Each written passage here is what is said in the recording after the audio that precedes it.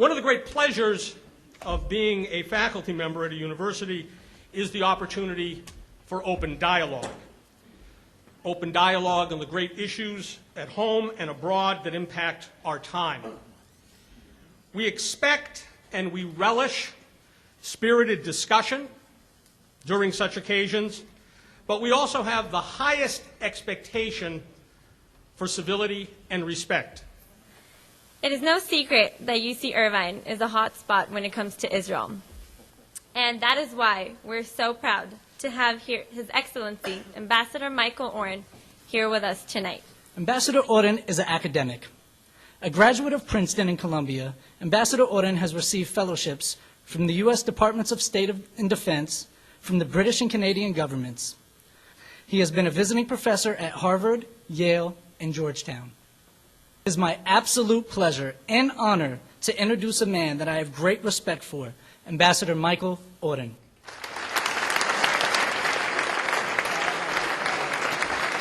Thank you all, Shalom. It is a great delight to be back at UCI. I spoke here about 5-6 years ago to a somewhat smaller gathering.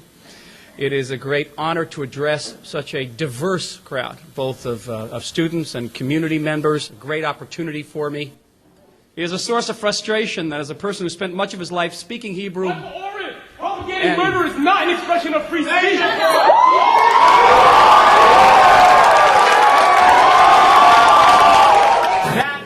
That violates a number of rules that we have at the university. Having one person do it is fine. Get it out of your system. But we're going to be polite and courteous to our guests.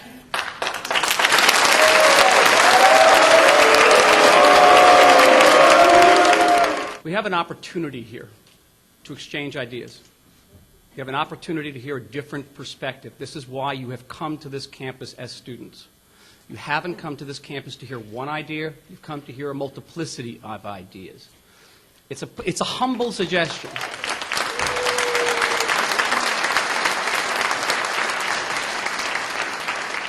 It is one of the inestimable values of education in this country, that you have that opportunity. Don't squander the opportunity. Israel you know him? Guilty of 101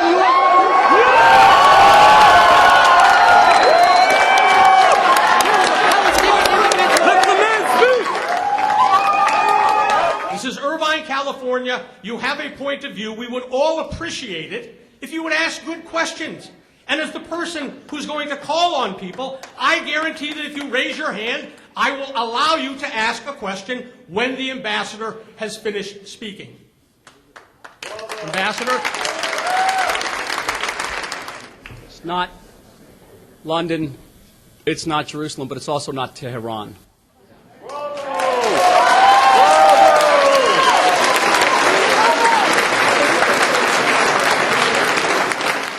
And so, the foreign minister, not known for being queasy, looks at me and says, "Oy, are you going to have a hard job?"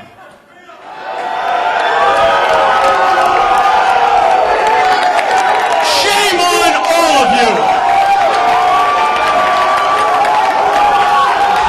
All you did today was embarrass yourself and the university. As the professor said, free speech is something that we value. But I just want to say how embarrassed I am on behalf of our entire university at the disruptions that you've heard tonight. Any student that has to be removed from this room because they are violating that code of conduct is going to be subject to disciplinary proceedings by the appropriate procedures on this campus. One of those procedures can result in suspension or dismissal from the university. I want to add one more thing. Yes, we all know about the right of free speech in America, and especially on American campuses, but there's something else here.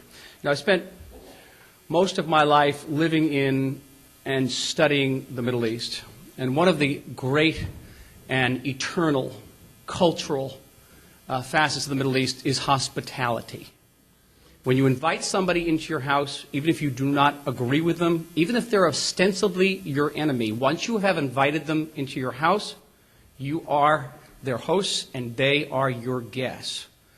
I'm your guest here, and I'm asking for the Middle Eastern hospitality to your guests. I've come into your house. You are my hosts.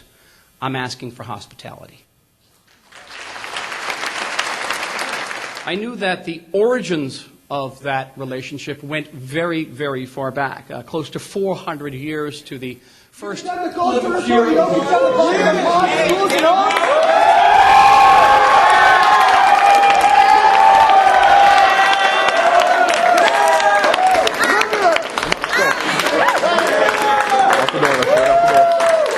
And many of these founding mothers and fathers concluded that to be good Americans, it was their divinely ordained duty to help the old Jews get back to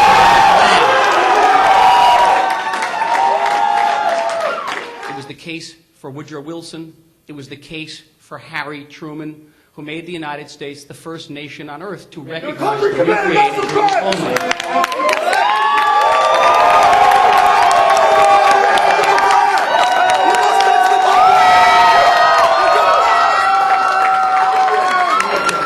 U.S.'s relationship is the most multifaceted, multi-layered, deepest alliance this country has had with any foreign nation in its post-World War II period.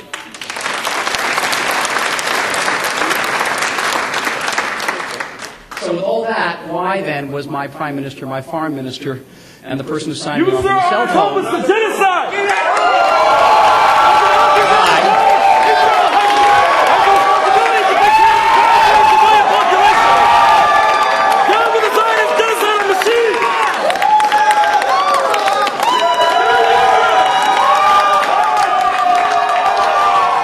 Individuals who are leaving the office, leaving the room, Chief Hennessy, are also being arrested.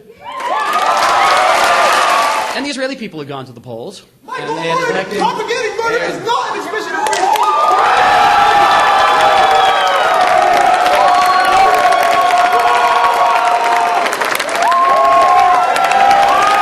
in an attempt to induce by diplomatic means the Iranian regime to suspend the enrichment of uranium on their soil, to suspend what we all believed was an Iranian intention to create nuclear weapons that could threaten Israel and the entire Middle East. We were concerned about this. not free speech!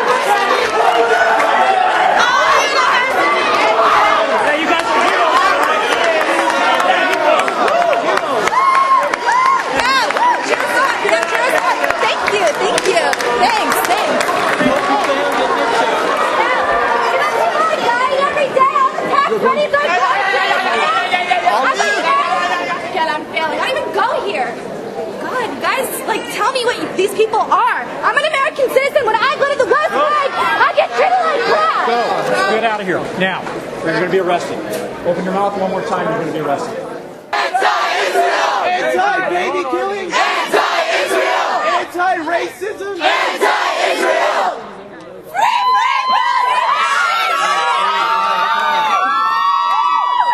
You guys are all women. We're going this way. I know that you're going to think this is strange, but I really wish they had stayed.